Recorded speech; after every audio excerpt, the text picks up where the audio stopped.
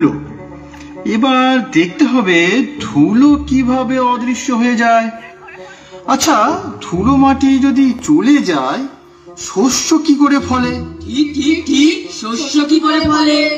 বলছি মহারাজ, গেলে ধুলো মাটি ধরায় শস্য ফলবে কোথায়? কি আনন্দ, কি আনন্দ!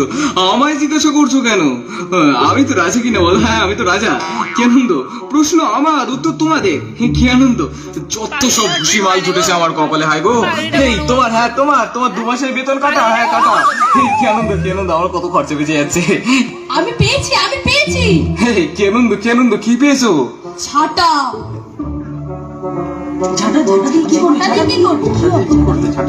আমার লাগবে 17.5 লক্ষ ছাতা। 17 লক্ষ ছাতা! কি আনন্দ, কি আনন্দ!